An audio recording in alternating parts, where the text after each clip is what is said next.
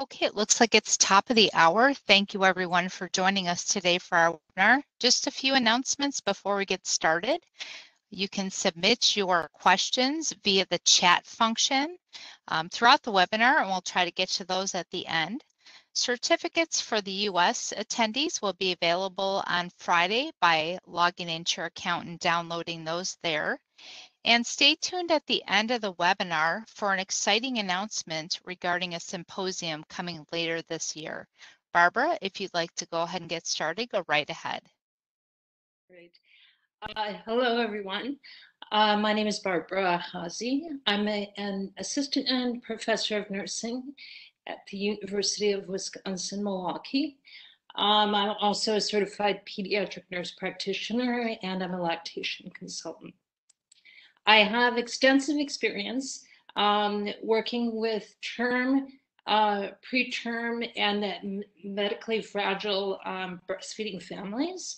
And my research and publications involve pre and post test weighting of breastfeeding infants, composition of mother's milk, and also publications on supply and sustaining supply. So I have no conflicts of interest to report. So we're discussing today the test weighing of premature and medically fragile infants. And the objectives, we're going to be looking at an overview of the past and current state of the science of pre and post test weighing, specifically of breastfeeding premature and medically fragile infants. I'll go through the barriers and facilitators of the technique, review the steps of the test weighing technique. I'll go through some clinical pearls and recommendations, and I'll present a few case studies on the implementation of test weighing into practice. So in a brief history of test weighing, test weighing was actually first addressed in the literature in the late 1800s by Pierre Baudin, who's considered the father of neonatology, as a method to estimate breast milk intake for quality control in his wet nurse clinic. Then moving on to the literature that we have access to is researchers used mechanical and spring balance scales in the 60s and 70s, but there was consistent concern in those decades about the accuracy of the scale to do test weighing.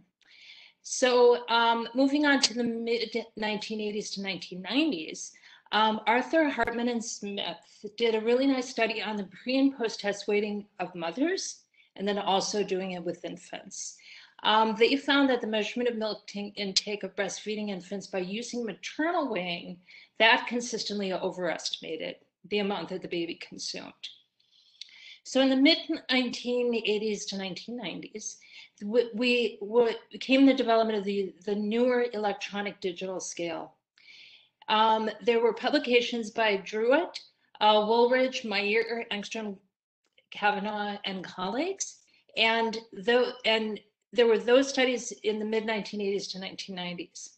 In the 2000s, we did our work on the development and testing of a test weighing technique.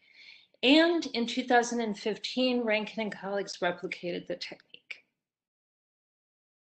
And I'll be discussing our study and the validation study later. So moving on to barriers and facilitators of the use of test weighing to assess milk intake at the breast in the hospital setting. First question, can premature and medically fragile infants safely breastfeed?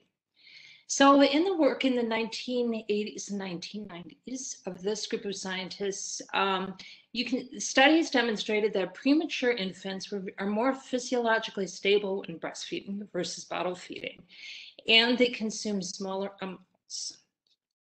So Lucas, Smith, and Gebhardt in 2015 did a review of literature on this topic and looked at the studies that looked at the safety of breastfeeding premature infants.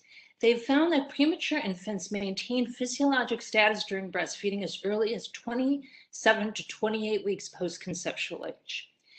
And breastfeeding versus bottle feeding demonstrated a minimal variability in O2 sats and also in heart rate.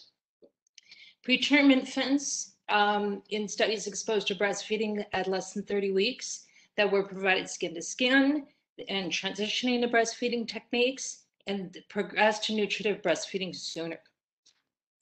So in around 2006 to 2007, we had the privilege of working with Dr. Paula Meyer at Rush Children's, where she demonstrated that infants less than 1,000 grams, often with CPAP, sucked non-nutritively during gavage feedings. Just a second, I'm getting, oh, sorry. I thought it was getting a text about the webinar. Anyway, moving on, nutritive sucking at the breast and looking at the signs of readiness. When is a baby ready to do nutritive feeding at the breast? So developmental readiness to feed in Lau, Beer, Meyer, and colleagues all demonstrate that many infants at 30 weeks are capable of coordinating suck, swallow, and breathing with the partially emptied breast. We instruct mothers to pump until the breast is empty of milk, then 2 to 3 minutes longer, and then sometimes use partial breast emptying depending on where the infant is at developmentally. Most infants at 32 to 33 weeks may breastfeed without prior breast emptying. So what is the influence of test weighing on breastfeeding premature infants? In 2010, Funkquist and colleagues, and I believe this group of colleagues is the primary scientists are in Sweden, and they compared two groups. They did a test weighing group and a non-test weighing group. The test weighing group achieved full oral feedings at an early postmenstrual age than the non-test weighing group. And the test weighing group was discharged about 1 week sooner than the non-test weighing group. 97 to 98% exclusive breastfeeding happened in both groups. So test weighing group exclusively breastfed earlier. This group of scientists concluded that test weighing provided critical intake information to providers to wean infant from supplemental feedings, earlier attainment of exclusive breastfeeding, and earlier discharge. The non-test weight group may have been gavage larger amounts than they needed, and the mothers in the study expressed confidence in the test weight group with their technique and their breastfeeding skills. So moving on to the next question that comes up around test weighing. Does pre and post test weighing affect maternal confidence, competence, and maternal stress levels? In 2004, Hurst, Meyer, and colleagues, their aim of their study was to determine the perception of the measurement technique, maternal reactions, and feeding outcomes. And they used a test weight and non-test weight group, and mothers were randomized. In the test weight group, all the mothers reported that that technique was helpful to them. 67% indicated they were not at all nervous with the technique, and 33% somewhat. But there were no reports of increased stress or lower achievement with breastfeeding. The non-test weight group expressed concern over the infant getting enough to eat at the breast. And 75% of the non-test weight group said that they felt the test weighing would have been helpful. So confidence levels, moving back to the Funkquist study, they found that the mothers expressed increased confidence in the test weighing group.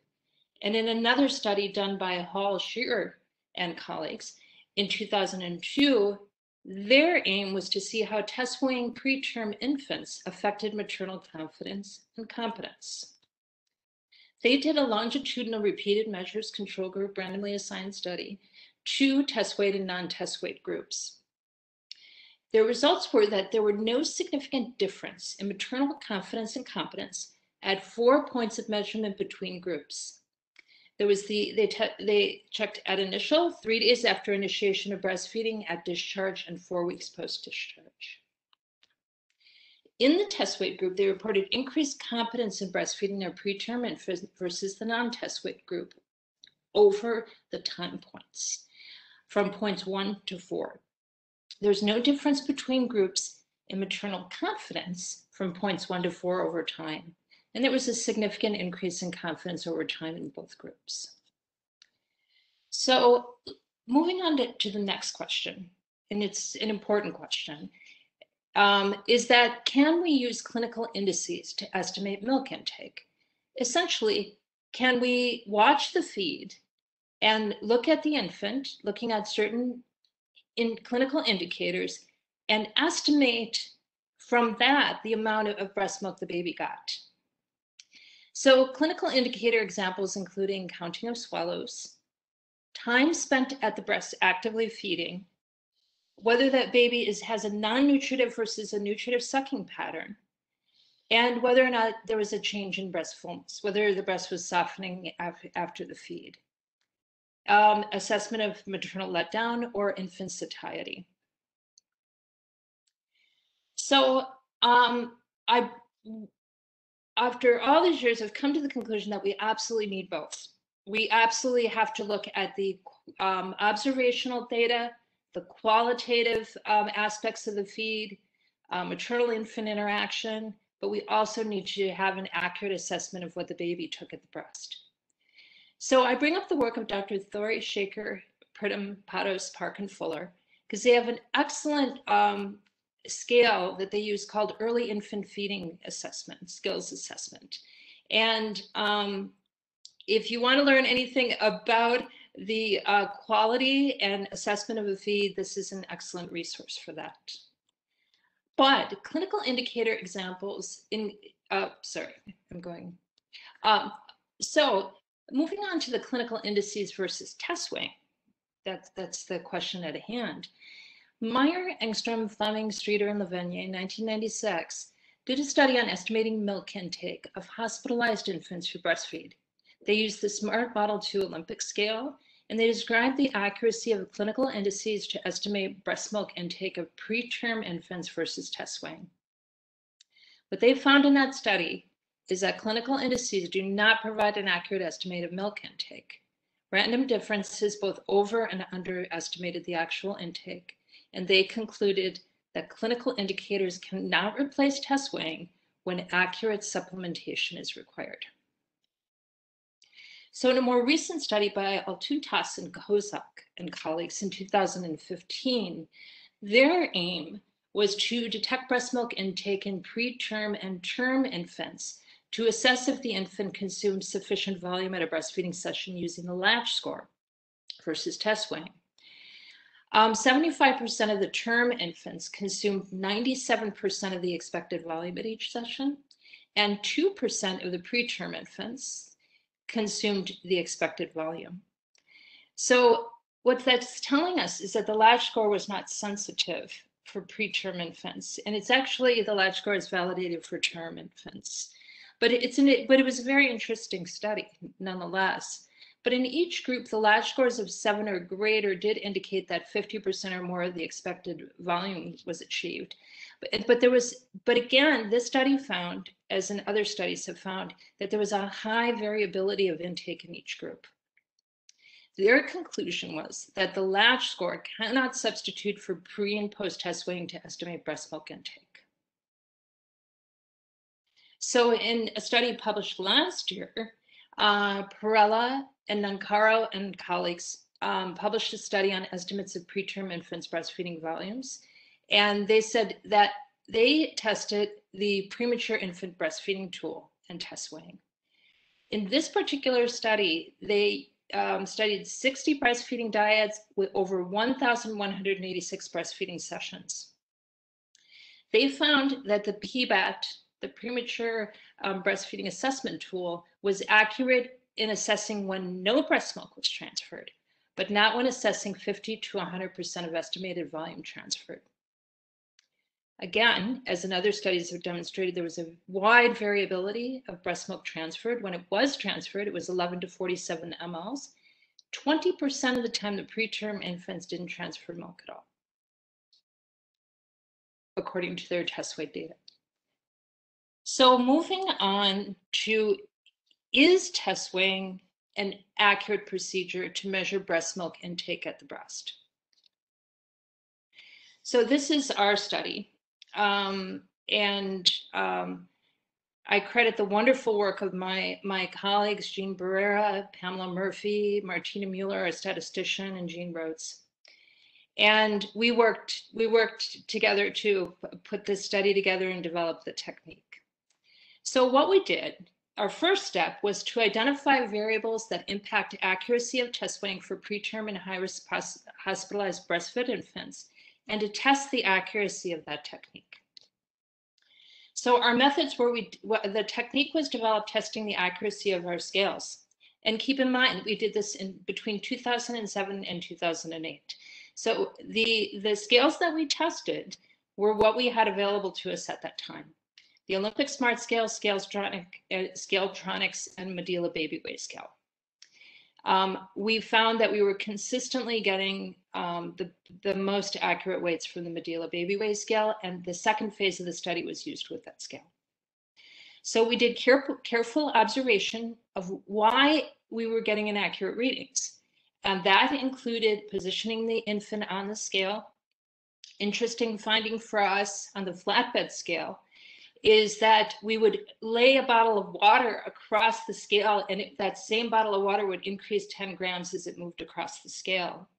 So we had to put tape on the flatbed scale to keep the baby at the exact same space on the scale and not move the baby back and forth. So that's, so we were challenged by that at that time. Also positioning of lead wires. The baby's movement on the scale was affecting accuracy. The positioning of the scale at the bedside affected the accuracy as well. And the blanket and clothing and our leads dragging off the scale was really led to inaccurate and spurious results. So we had 4 experienced IBCLCs that performed our developed technique with the most accurate scale at the time, the Medulla Baby Weight Scale. But we were blinded to infant feeding volume, and we test the accuracy with either bottle or gavage fed infants, and the babies were fed by experienced NICU nurses. So we did infants without leads and infants with leads connected. So I will show you that technique in as we move forward in this presentation. So to assess the accuracy of the pre-weight and the post-weight, we weighed each baby twice.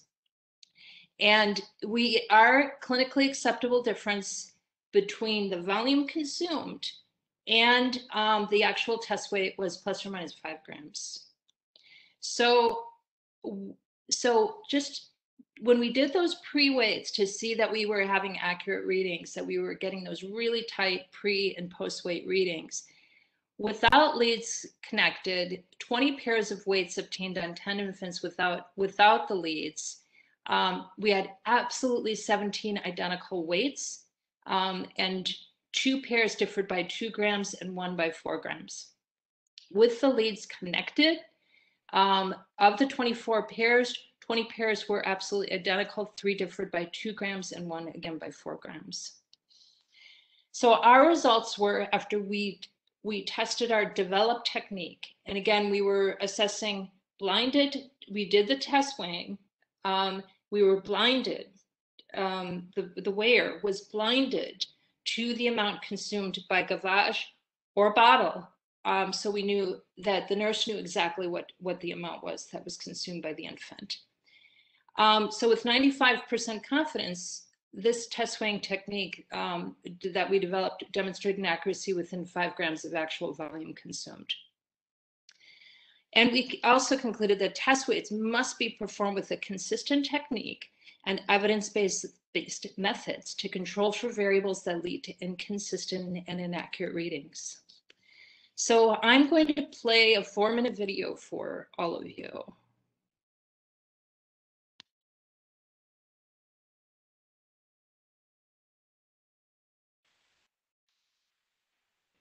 And this is our test weight video. Accurately measuring infant milk intake during breastfeeding is important in the management of preterm and other hospitalized infants. This video will demonstrate a pre- and post-test weight technique for hospitalized breastfed infants. This method will assist you in achieving the most accurate results for infants with or without leads. Weigh the infant exactly the same without any changes before and after the breastfeeding. Do not change the diaper or add or subtract anything between weights. If possible, disconnect the leads. Ensure the scale is on a flat surface and that it is level. Position the cart so that it is right up against and touching the crib or isolette. Suspend the monitor alarm during the test weight. Disconnect the leads. While still in the crib or isolette, bundle the infant tightly. To minimize movement on the scale, press the on zero button and wait until the zero appears. Place the infant on the scale. Be sure the leads or anything else are not touching the edge of the scale. The pre-weight will register and the lock arrow will beep. Remove the infant from the scale. Press the weight entry button to program before weight into the memory. Leave the scale on while breastfeeding. Reconnect the leads and breastfeed the infant. After breastfeeding, suspend the alarm, disconnect the leads, rebundle the infant, press the on zero button, wait until the zero appears. Place the infant on the scale. Value displayed is the after weight. Once the after weight has registered, remove the infant from the scale. Press and hold weight gain button to display the milk intake value. Document this accordingly. When the infant must remain connected to the leads or other tubing, begin by placing the scale in the off position to allow time to prepare infant and leads for test weights. Place the infant on the scale. Be sure the infant is bundled tightly to avoid movement. Tape the lead connection point and any other tubing to a flat surface on the crib or isolette. Lift the infant and press the on zero button and wait until the zero appears. Place the infant on the scale. Be sure the infant's extremities or the blanket are not touching the edge of the scale. The scale will beep when the weight registers. Be sure there is no tension pulling on the leads. The wires of the leads must not touch the scale. Remove the infant from the scale. Leave a piece of tape in place on the crib during breastfeeding. Record the weight on the infant's chart. Breastfeed the infant. Turn the scale off while breastfeeding. After breastfeeding, return the infant to the scale. Be sure the infant is bundled tightly to avoid movement. Retape the lead connection point and any other tubing at the same point used for the before weight. Be sure there is no tension pulling on the leads. The wires of the leads must not touch the scale. Lift the infant, press the on zero button, and wait until the zero appears. Place the infant on the scale. Scale will beep when the after weight registers. Calculate the weight gain and record it. What not to do when using a proper pre and post weight technique. Loose bundling of the infant can lead to infant movement. Blankets or clothes touching the edge of the scale. Changes between pre and post weight. Hats, blankets, pacifiers, or changing the diapers. Touching the edge of scale or tension on the leads, as well as holding them at different levels, will contribute to inaccurate readings.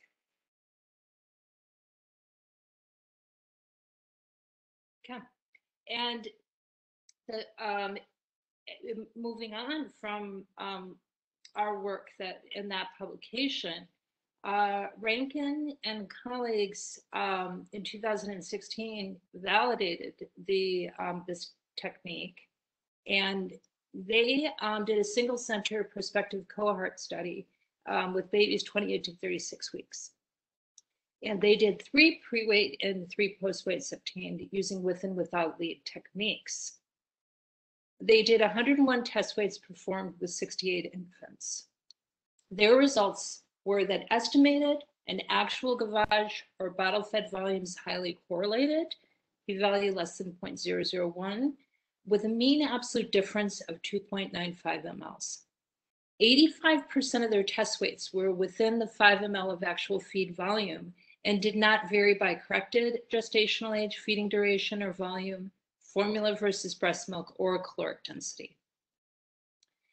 They also reported that adherence to the study protocol was critical, that 89% of the test weighing group were within plus or minus 5 grams, but with non-adherence to the protocol, it's 71% when the methods were not followed. For example, concerns re-securing the leads or issues with the leads technique.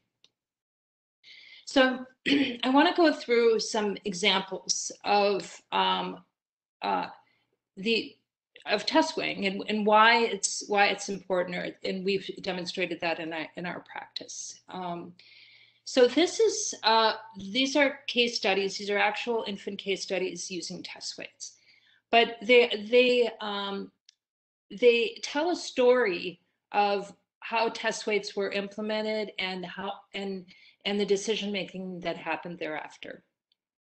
So Baby Smith was a term gastroscopy infant, and he was intubated and NPO for a month. He was transitioned to the breast. The mother had an excellent milk supply. She had a lot of storage at the time. So while the infant was NPO. So everybody was happy with the quality of the feeding. This baby looked great at the breast, was on the breast for about 30 to 40 minutes. The mother said the baby had a strong latch, but the baby was not gaining weight at all. So we implemented test weights, and we found that this baby was not transferring milk at all. So we got the occupational therapists involved. They did an evaluation. They attempted to bottle feed, and they concluded at the time that the baby didn't have sufficient intraoral pressure to bottle feed. So then the baby, the surgical team placed the G-tube, and the baby was sent home on G-tube feeds. There was other things going on in this case as well, because the mother had a surplus of milk stored at the hospital, but wasn't bringing in milk in the last few weeks. So we weren't quite sure. She said she had a great milk supply, but she wasn't bringing her milk in. So we have to kind of weigh both of those things, like what is the maternal milk supply, assessing the infant and such. So anyway, I call this a cautionary tale of underestimating a medically fragile infant's abilities to feed. So we had a diaphragmatic hernia baby, infant Tyler, who was very ill, very sick baby, and he was intubated for 2 months. When they did his final surgery, they decided to place a G-tube as a backup because he was so critically ill and NPO for so long. So this mother had an abundant milk supply. She was bringing in milk every day in high volumes. And this baby, initially when the baby went to the breast, had oral aversion. So we put the baby skin to skin. We had the baby do some nuzzling. And in a matter of a couple of days, he was beautiful at the breast. And so he did not want bottles after that. And his mother was okay with that. She had exclusively breastfed her other children, and she said, "I'm okay with this." But that was hard on the surgical team, because they weren't sure how much this baby was getting and whether we could safely send this baby home from a nutritional standpoint. So what we did is we initiated test weighing. We saw a beautiful gradual increase in volume at the breast, and the initial discharge plan for this infant was to go home on a continuous G-tube feed at night and breastfeed during the day. But the surgical team and the neonatologists were so happy with the test weight data and the baby's growth and how the baby was gaining weight beautifully. We sent the mother home with a test weight scale, and they didn't touch the G-tube. This baby went on to exclusively breastfeed. I contacted her 6 months later, and she was still exclusively breastfeeding. They took out the G-tube 2 weeks later, and they never used it. So this is moving on to clinical pearls and recommendations. Now we published our study in 2009, so we have a lot of recommendations, and I consulted with my esteemed colleagues at MUSC. I also have my own recommendations. So these are those. So what you should do in your institution, if you're not already using test weighing and you plan to, is assess nursing and medical staff attitudes toward test weighing in your institution. Get a feeling, get the lay of the land, get an idea of how people are feeling about this, and assess their educational needs of staff and mothers. So you need to teach evidence-based test weighing procedures. So my colleagues have developed at MUSC a lactation to go program where they teach nurses at the bedside in test weighing technique, breastfeeding techniques. And I also encourage you to check the accuracy of your own digital scales in your institution. This is a very easy study to replicate with bottle and NG fed infants, and check the accuracy of your scales.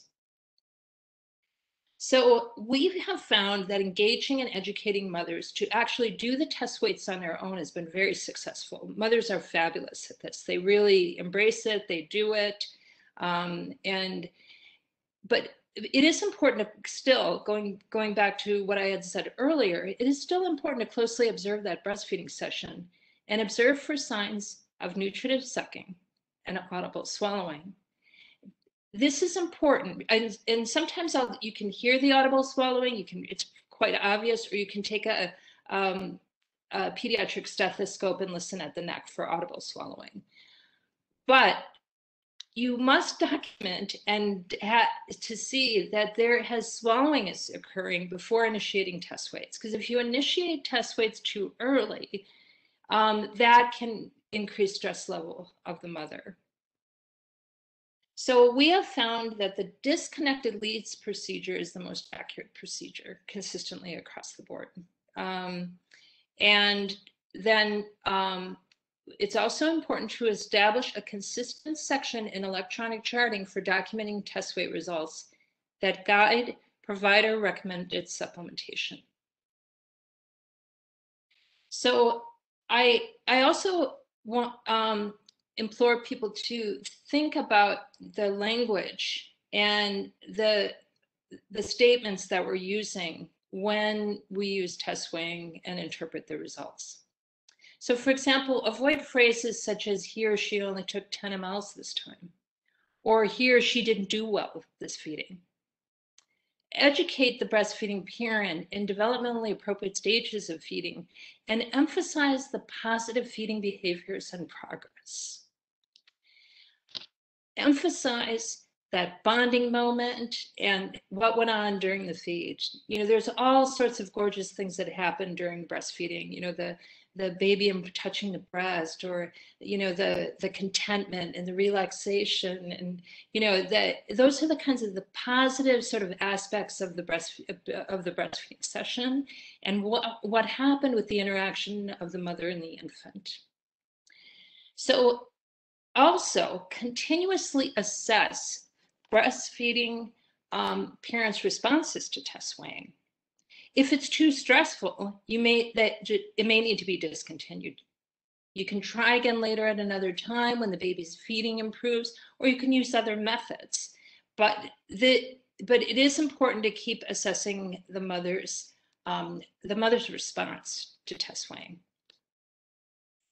So if an infant is not transferring any breast milk, or has feeding difficulties that are followed by feeding specialists, consider non-nutritive sucking at an empty breast during gavage or G-tube feedings. We do this frequently, and a vast majority of the time, mothers just love it. It allows for the baby to be nourished by other means while not nutritively sucking at the breast. Also, pre and post test weighing is an excellent tool in assessment of failure to thrive infants and breastfeeding infants. It's just, we use it many times over. You can assess the cause of failure to thrive. It can be if a baby is transferring milk beautifully, then the pediatric team then can go to organic causes and say it's not related to breastfeeding. Or if it is related to breastfeeding and the baby's not transferring milk well and it's a maternal supply issue or infant sucking issue, those are the things that will guide your plan.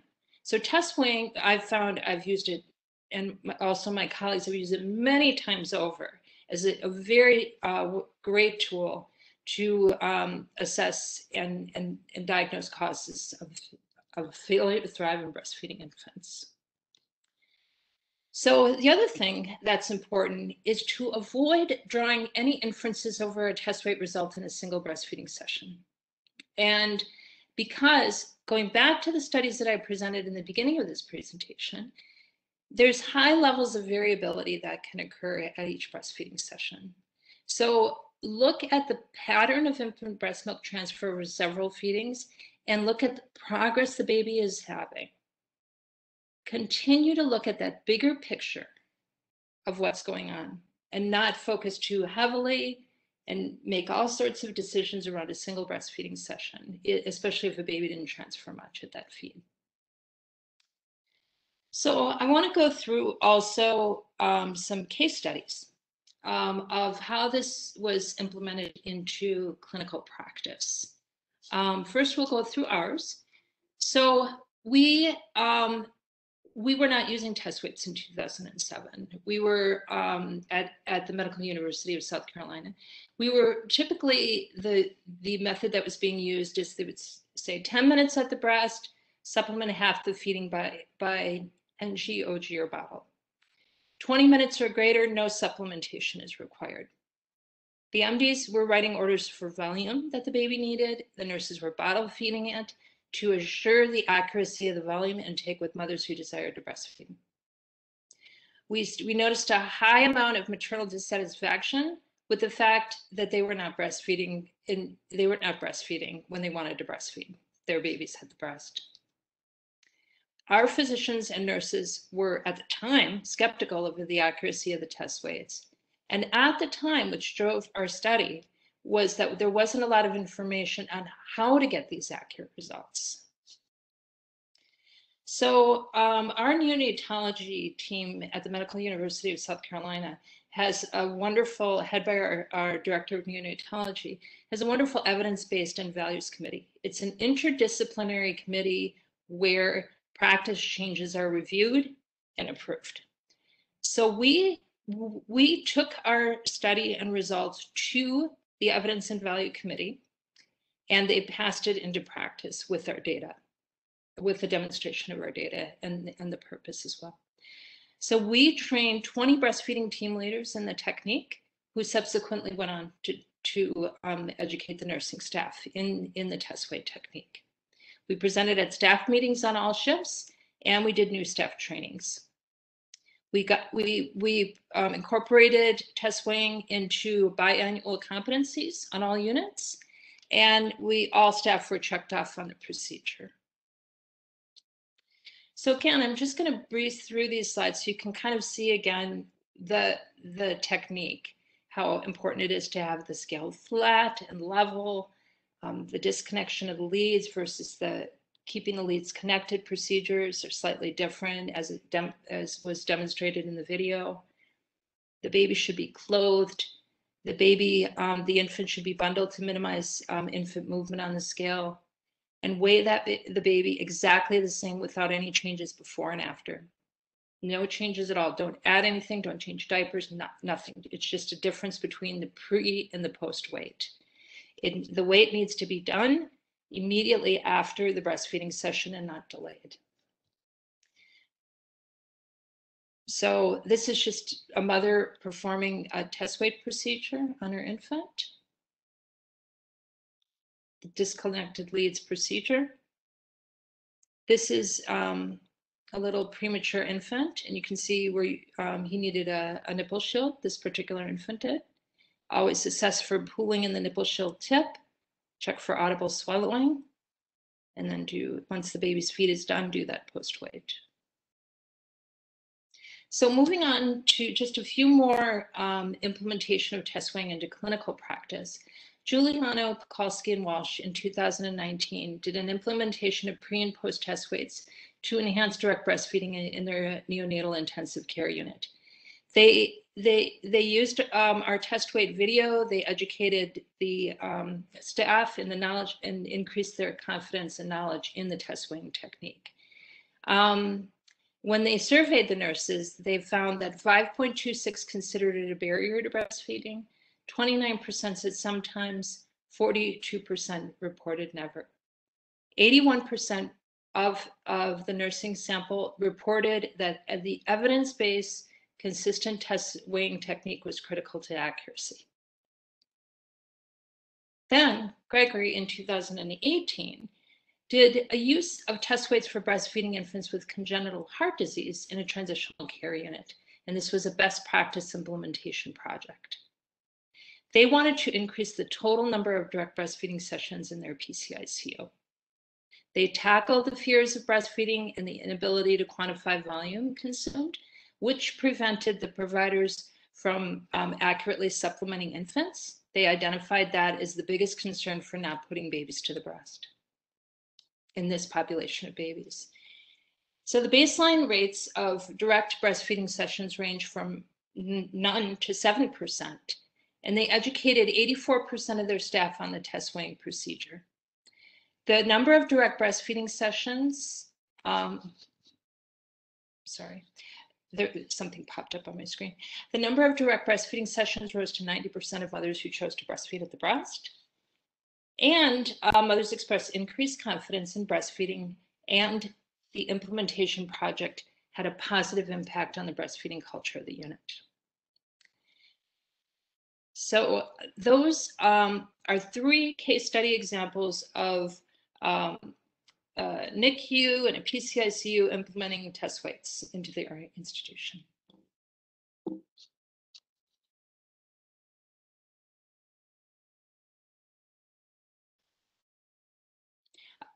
So does anyone, are there any questions, comments, discussion? Thank you, Barbara, for that great information.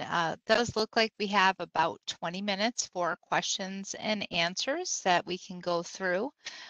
Just a reminder, submit those questions you have through the chat function, and we'll try to get to those that are coming in. The first question, Barbara, that came in is, this is in regards to the video shown. The Medulla baby weight scale has a memory function for weights. If after weighing pre-feeding and the scale is turned off and then turned on prior to post-feeding weight, does it keep the pre-weight in memory while it is off? You know, that is a good question, and we have that in our original. This is what I would advise, because they have a newer scale model. So somebody familiar with that scale, you know, with that memory function may be able to add it. One of the things that we were doing by turning off the scale, and I have to emphasize this, is we share scales. We clean them and move them between infants sometimes. So that's why I've always instructed families to put that pre-weight in on a card and then get the post-weight later in case we had to test weight another baby within the unit. So excellent question. And I'm wondering, Kim, if you could ask that question of somebody at Medulla. Because I don't know if you turn the scale off, if it keeps it in their memory. But that's an excellent question. Yes, Barbara, I will definitely go ahead and weigh in on that on this end with the product manager for the Baby Weight 2 scale to see if the new one offers that. And I will get back to Lydia, who asked that question. So I will send the answer via email. And in sure. I'm sorry, Kim. In many cases, we would leave the scale on and use that memory function if we know that we didn't need to use the scale in the meantime with another infant.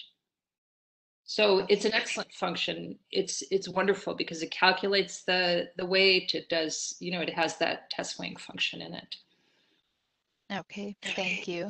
I used to be in customer service many years ago in Medulla, and I would have remembered that off the top of my head, but since I've been removed from that department and in education now, I don't have the current product information, so unfortunately I can't answer that. But like I said, I will get the definite response to that question and get that out. Someone did make a comment, and I'm not sure if this is the new Baby Weight 2 scale or not, but she said we have the Medulla scale and it will not keep the weight if you turn it off. But again, I will definitely follow up on that and make sure that we get the right information. But thank you for that. The next scale, or I'm sorry, the next question is Is this technique also recommended for term infants? Obviously, no leads or tubes, but babies are not usually swaddled, so may be moving around quite a bit after or while weighing. You know, that's another excellent question. And we definitely have used it in older infants. But as a baby grows and gets bigger, it gets a bit increasingly harder. But most of the time, if in the window when we use it in the term population, and of course medically fragile infants, many of them are term as well. But we do attempt to wrap them if they'll allow us, and try to minimize the movement on the scale.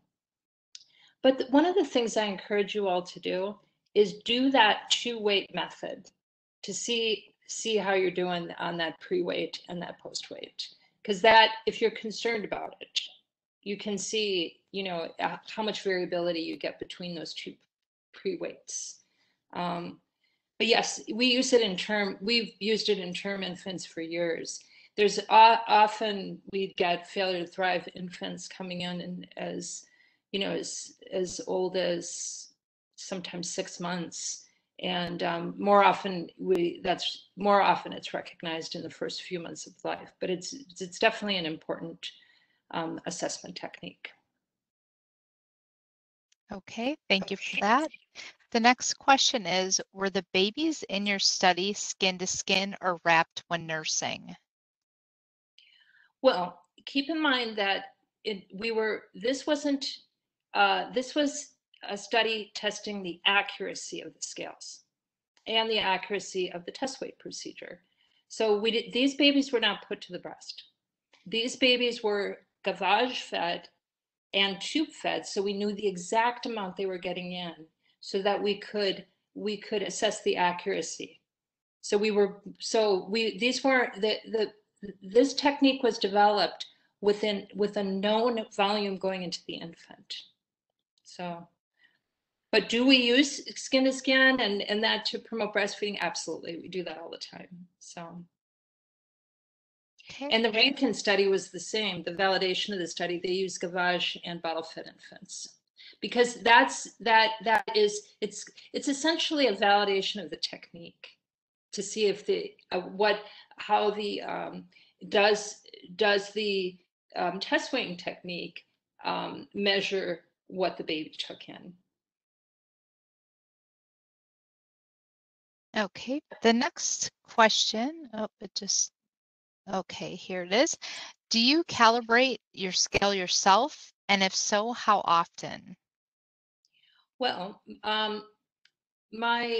what we do is, it's my understanding, and this is at the Medical University of South Carolina, is that our biomedical engineering, our department is responsible to calibrate. They do it each year. And if any of my colleagues are online, they may be able to speak to if they do it more often. But it's my understanding, when I worked with biomedical engineering, that they would do it every year. But one of the things that's really important is to make sure the scale is level. Because sometimes we would go and find our scales were on carts, for example, and sometimes we would find them, you know, in equipment rooms and such, and they were slightly off. So we would have to level the scale out. So that's really important. Okay, the next question is, and this one came in Spanish, so I quickly translated it. How many times a day is it recommended to do test weighing? Is it recommended for all feeds? Now, that is an excellent question. And my guess is that there's variability in culture of units. So I will share our neonatology team decided that because of the need for fortification and the evidence that was before them to optimize neonatal growth, there was a certain amount of fortified feedings the babies needed to discharge and post-discharge in our preterm population. So they would they were comfortable with babies going to the breast about 3 times a day in addition to fortified breast milk feedings. So if the mother's comfortable and is available and there's 24-hour rooming in available and the mother is comfortable, she can go ahead and test weight her infant when the baby goes to the breast. But what there are also, I know other NICUs, cultures, say in Scandinavia, for example, that may do much more frequent breastfeeding throughout the day. That it's different. It's different from NICU to NICU, for example. But if the mother's comfortable to go ahead and test weigh, you can certainly do it. But what I found is that if I see a pattern established, especially as a baby's getting closer to discharge, I was pretty comfortable with a baby getting test weighed a couple times a day. And then kind of, because the reason I say that is in an ideal world, it would be wonderful for medically fragile and premature infants to go home with a Medulla baby weight scale. But so that the mothers can do this themselves. They can say, this is what my baby took in at the breast. This is what I need to supplement either now or later in the day. But that wasn't feasible for us. We had difficulty finding the scales to rent. So we have to make, there's a certain amount of decisions that you have to make on the information that you have at the point of discharge and the availability of using test weighing at home. And again, in an ideal world, if it was up to me, mothers would have a scale at home and be able to do this at home. And that may be feasible in some communities, but in ours, it wasn't at the time. Okay, the next question is, do you recommend an inexpensive scale for parents to buy? That is another, I love the questions today because they're all excellent. I worry about this because we can, it can increase stress levels. And I speak to daily weights. Okay, if you're weighing, it's like an adult stepping on the scale every day. It's going to go up, it's going to go down. It creates a lot of stress. So if a family wants a scale at home, I usually recommend weighing their baby no more than a couple times a week, or whatever their pediatrician wants and recommends, or pediatric provider. So I'm very interested in this question, and I would love to test it now in the age of telemedicine and telelactation. I would love to see if there's affordable scales out there where we can get test weight data in our telelactation visits and encounters. So that's why I encourage all of you, test these scales and use this technique to test your scales. Because if you go online and look for scales, they can range anywhere from $60 all the way up to in the thousands. So that's a very long answer to a short question, but there's a lot more work to be done on this topic in regard to scale accuracy. And as a side note, purchasing scales, there are scales that are available to rent. So that would be also an option if it's a rental station that has the Baby Weigh 2 scale for rent. So the next question is, I prefer scales that are accurate to 1 gram. Do you feel this helps with accuracy as compared to a scale that weighs to 5 grams accuracy? We use the Olympic at our hospital. My question to that would be, I would encourage you to do a mini study as we've done and really check it with test weighing. And I bring this up, and this is a bit of an important point. One of the things that comes up in the test weighing studies is the question of insensible water loss and the specific gravity of breast milk. Okay, so this was all considered and reviewed when we did our study, and I'm looking at my notes here.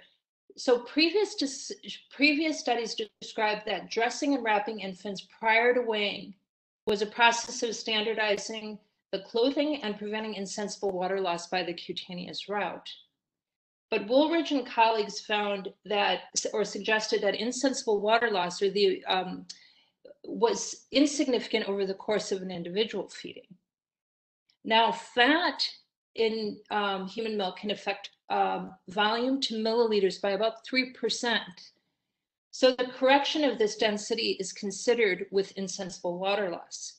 Dr. Paula Meyer and colleagues suggest that that small increase in fat, which increases the specific gravity, that small risk of insensible water loss during the feed, counteracts the small loss from insensible water loss when we test weigh. So I think, at least at this point, that 5 grams of accuracy is good. It's better than guessing. But if we can achieve within 1 gram of accuracy, but we have those insensible water loss, specific gravity of human milk issues, but they're very, very small. So. Thank you very much for that answer. Looks like we're almost at the top of the hour, so I just want to go over a couple quick things before we end today. Certificates will be available for U.S. attendees by downloading those off your account on Friday. And registration for the July 21st webinar is available and open at medullaeducation.com. And I'm excited to announce that the Medulla's 15th first ever virtual global breastfeeding and lactation symposium that will take place September 21st through the 22nd. Registration will be open for that at the end of the month, and we will be sending out some information for that for everyone that's on the call as soon as that's open. And thank you everyone for joining us today, and enjoy the rest of your afternoon. Thank you, Barbara. Oh, you're welcome. I hope everyone has a great day.